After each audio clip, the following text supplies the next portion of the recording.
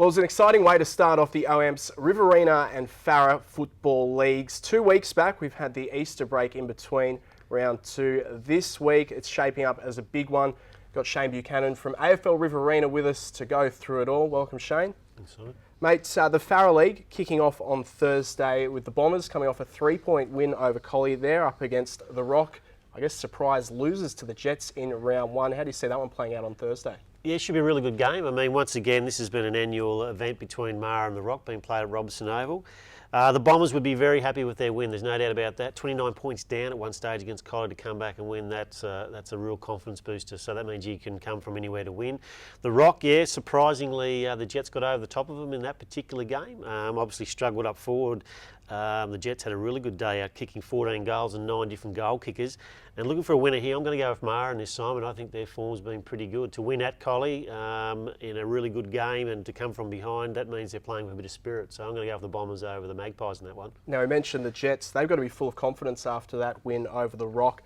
Their draw doesn't get any easier coming up against last year's premiers Temora in the match of the round on Saturday. How do you see that one playing out? Yeah, this one's at Area Park. I think this is a game for Jets to say to the rest of the opposition, hey, we're the real deal. I mean, they had 9 different goal kickers last week. No tall, probably kicking a lot of their goals, spread out amongst a lot of players. So that's a positive.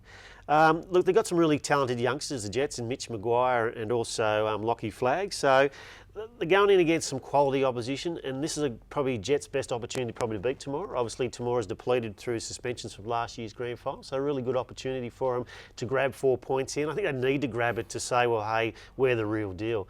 But in saying that, Temora had a really good win against North Wagga last week. As I said there before, depleted, but still got the win. And Matt Wallace, a new recruit, kicking 6 goals, so that's a real positive for him. But looking for a winner, I'm going to go with Temora. I just think they've been travelling really well. I mean, they're well coached, the Kangaroos.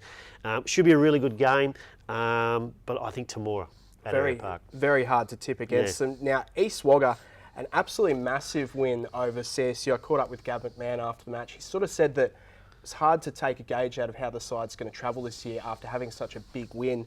He was looking to this game against Collie Amberley to see how the side's travelling. How do you think they're going to go against a bit of a stronger opponent? Oh, I think they're going to go well. I think I'm picking East Wagga in this particular game. Collie would probably be on a bit of a downer, being in a position to win a game than to lose it. So perhaps there's some work to be done there on actually how to win a game. They haven't had much success over the journey, so they'll need to reassess that during the week. But East Wagga, I think the way they beat CSU, plenty of goal kickers, and just another game together. I think the Hawks will get over the Blues in that one. Now, CSU coming off the back of such a big loss, could be a big season or a long season for them. How do you think they're going to shape up against North Wagga? Yeah, it's going to be a long season for the Bush Pigs. There's no doubt about that, and North Wagga will have a fairly good win there, I'd say. Now, moving over to the Riverina Football League, a massive day of footy, both codes down at Robbo Oval. Wagga Tigers having their first game of the season after the bye in round 1, and they're up against Colin Gully, who lost to Mango.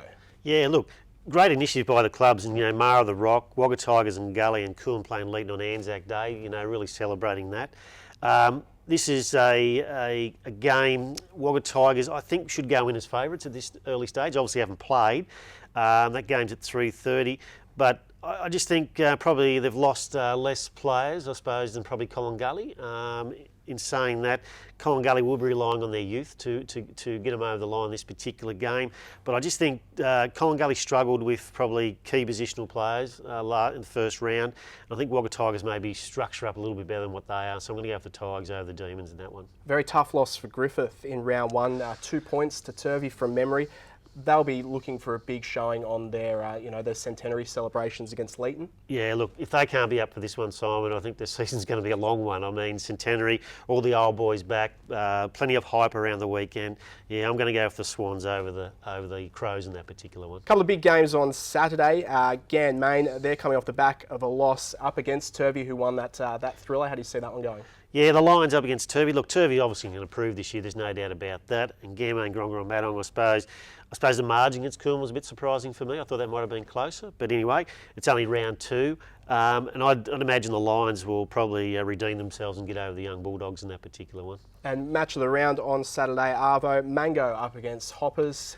It's going to be a big one. Oh, it's massive. Yeah, this is probably one of the biggest games of the year. Look, Mango is touted as having a major impact in this season, and I think they will. They've recruited exceptionally well over the off-season.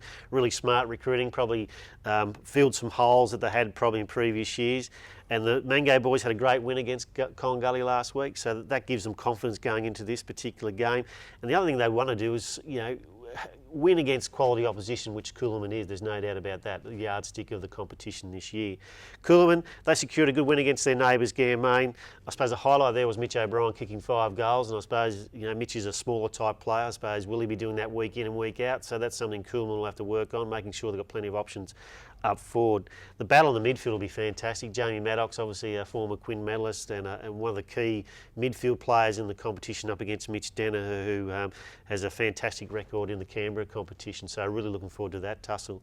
But looking for a winner here, I might just go with Mango at home, Simon. Flip of the coin match, I reckon, this one, but I just think maybe at home that may give them a little advantage over the Hoppers. Excellent, mate. Enjoy the round of footy. Thanks, Simon.